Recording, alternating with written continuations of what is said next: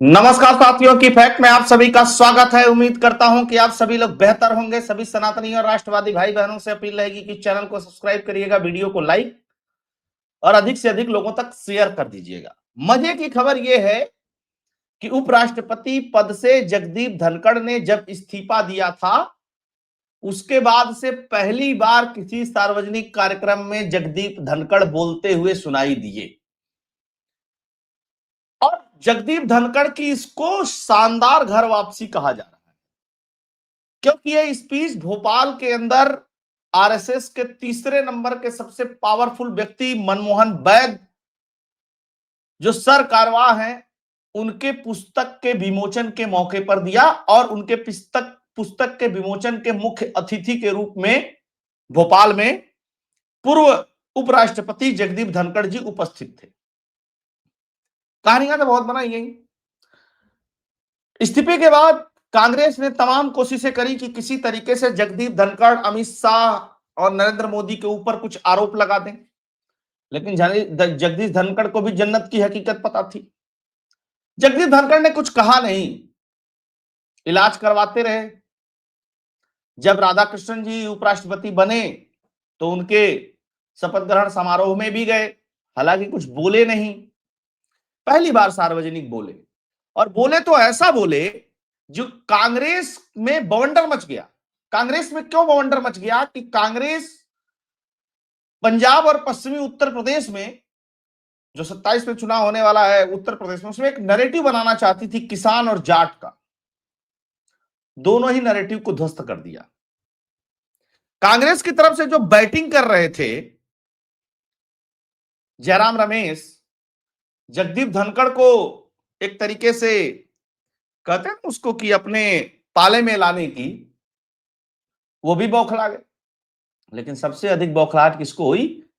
दिग्विजय सिंह को। तो हम लोग दिग्विजय सिंह के ऊपर भी बात करेंगे, और नैरेटिव फेल होने के बाद जगदीप धनखड़ ने किस तरीके से मजे लिए हैं उसके ऊपर भी बात करेंगे।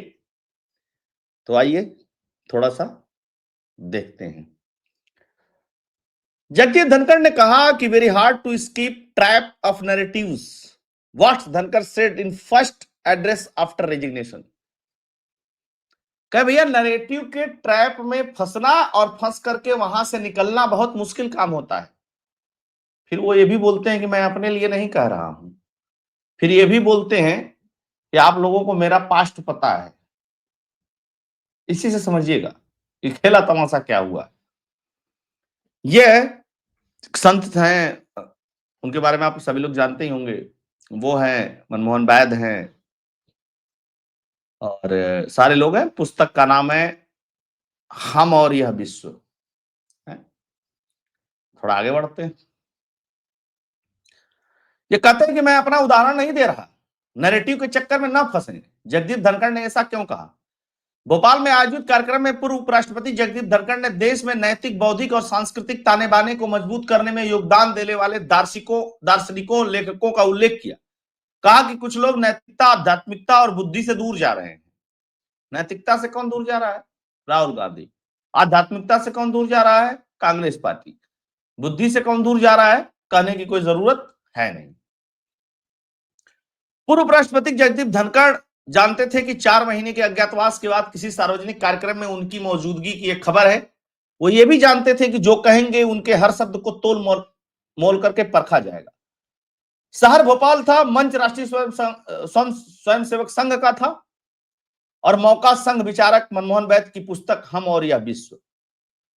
उपराष्ट्रपति से इस्तीफे के बाद धनखड़ इस मंच से सुनाई दिए। उन्होंने 4 महीने के पहले के कार्यक्रम और 4 महीने के दरमियान मन का खोल बेशक नहीं खोल पाए, लेकिन बहुत कुछ कह भी दिया।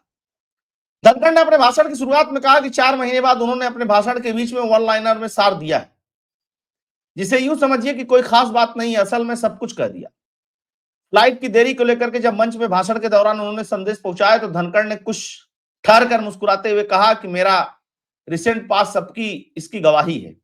उन्हें नैरेटिव का जिक्र किया, कहा कि भगवान करे कोई नैरेटिव के चक्कर में न फंसे। इस चक्रव्यूह में कोई फंसा तो निकलना मुश्किल है। और फिर मुस्कुरा करके बोले, मैं अपना उदाहरण नहीं दे रहा।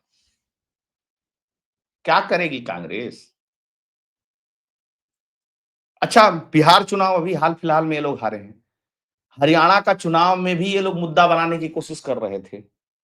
हर चुनाव में ये लोग मुद्दा बनाने की कोशिश करते हैं, कहीं से किसी को पकड़ लो। जैसे वहां पे वो एक पुराना राज्यपाल जम्मू कश्मीर वाले थे, सत्यपाल मलिक, उनको लेकर के नैरेटिव बनाने की कोशिश की गई हरियाणा के अंदर, नहीं बना।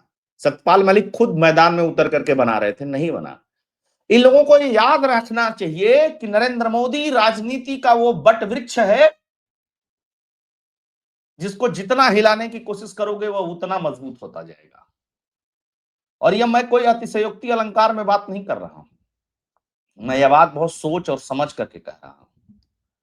लेकिन क्या करोगे, आदत से मजबूर लोग बार बार उस बट वृक्ष को हिलाने की कोशिश करते हैं, और जब धराशायी हो जाते हैं तो कहते हैं कि देश में अराजकता हो गई है, कहते हैं कि देश में डेमोक्रेसी खत्म हो गई है, कहते हैं कि देश में तानाशाही आ गई है। और पॉलिटिकल पार्टियां कहती हैं कि वोट चोरी से मोदी जीतते हैं। चुनाव आयोग पे आरोप लगता है, पहले ईवीएम पे आरोप लगता था। ये चीज बताई जाती है अपने वोटरों को। यह नहीं बताया जाता कि हम लोग सक्षम नहीं है मोदी से लड़ने के लिए। यह नहीं बता पाते ये लोग कि हम लोग 2002 से मोदी से लड़ रहे हैं, जब वो गुजरात का मुख्यमंत्री था तब से अब तक कुछ नहीं कर पाए। बहुत बड़े बड़े धुरंधर आए, बड़े बड़े बड़े सूरमा आए, मोदी को पराजित नहीं कर पाए।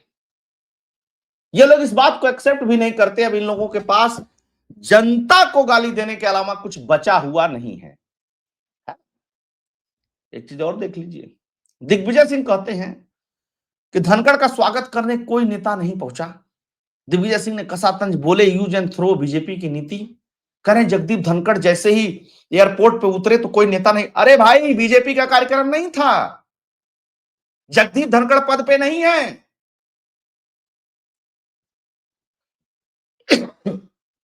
ये आरएसएस का कार्यक्रम था। जगदीप धनखड़ पूर्व उपराष्ट्रपति हैं, बीजेपी नेता के जाने की क्या जरूरत थी वहां पे। आरएसएस के लोग गए थे। इस कार्यक्रम में उमा भारती ने शिरकत की थी।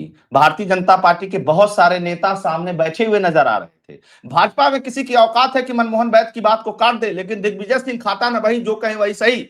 ये कमलनाथ और दिग्विजय ने पूरी तरीके से मध्य प्रदेश के अंदर कांग्रेस को खत्म कर दिया, लेकिन अभी भी इन लोगों की बतौलेबाजी बंद नहीं होती है। आप इसी से अंदाजा लगा लीजिए कि कितनी तगड़ी तिलमिलाहट है। ये दिग्विजय सिंह वो दिग्विजय सिंह हैं जो राहुल गांधी के गुरु हुआ करते थे, और ये दिग्विजय सिंह वो दिग्विजय सिंह हैं जो अभी हाल में ही एसआईआर के ऊपर, जब केंद्रीय कमेटी की आईसीसी की मीटिंग हुई दिल्ली के अंदर, तो कह रहे हैं कि हमारे पास संगठन है कहां, हमारे पास बीएलए हैं कहां। जैसे कांग्रेसी कंफ्यूज हैं, उनको यही नहीं समझ में आ रहा है कि हमको करना क्या है मोदी को हराने के लिए।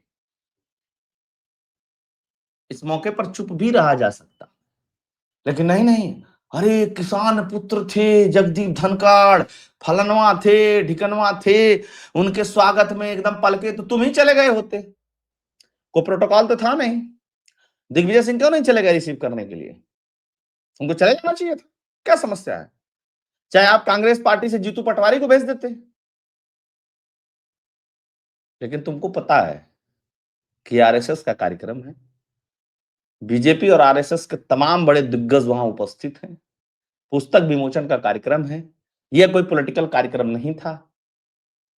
लेकिन वही ना, फिर से दोहरा देता हूं, खाता न वही, दिग्विजय कहें वही सही। जबकि दिग्विजय सिंह और कमलनाथ और तमाम जो कांग्रेस के नेता हैं इस समय मध्य प्रदेश में, उनकी हालत ये है कि अगर एंटी बीजेपी वोट इनको न मिले तो ये लोग अपने दम पे अपनी लोकसभा भी नहीं जीत सकते।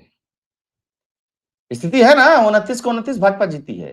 दिग्विजय सिंह को लगता है कि वो बहुत करिश्मेटिक लीडर हैं, उनको लगता है कि बहुत करिश्माई लीडर हैं, तो उनको जीत करके दिखाना चाहिए था। लोकसभा में दिग्विजय और कमलनाथ दोनों लोगों की जोड़ी के बीच में जो जूतम पैजार चली, उसके ऊपर दिग्विजय सिंह गाहे बाहे बात करते रहते हैं। इनको लगता है कि इसी तरीके से भारतीय जनता पार्टी और भारतीय जनता पार्टी के नेता हैं, लेकिन ऐसा है नहीं दिग्विजय सिंह जी।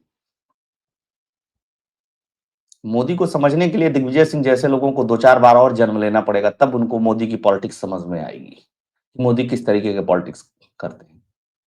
आरएसएस को समझने के लिए दिग्विजय सिंह को अभी बहुत साल लगेंगे।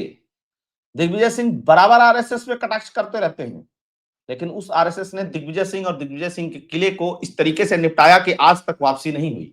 आपको पता है ना कि मध्य प्रदेश में अगर बीच में 1.5 साल के कमलनाथ के कार्यकाल को छोड़ दिया जाए तो दिग्विजय सिंह ही मुख्यमंत्री थे जब इनको हटा करके उमा भारती मुख्यमंत्री बनी थी मध्य प्रदेश में, और आज तक कांग्रेस की कभी सही से मध्य प्रदेश में वापसी नहीं हो पाई। तो तुम तो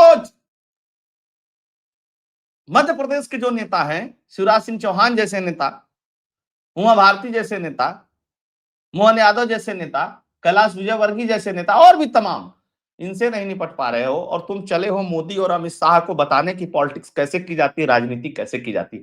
कितना हास्यास्पद है। और ये बौखलाहट जो है ना जगदीप धनखड़ की भाषण की, कांग्रेस में गूंज कई दिन तक दिखाई देगी। कांग्रेस ने तमाम कोशिशें की। कांग्रेस वो कांग्रेस है जो जगदीप धनखड़ को फेयरवेल पार्टी देने के लिए तमाम विपक्षी दल के नेताओं को इकट्ठा कर रही थी, लेकिन अंदर से खबर आई कि जगदीप धनखड़ इस चीज के लिए तैयार नहीं है। हम लोगों ने तब उस समय भी वीडियो किए थे।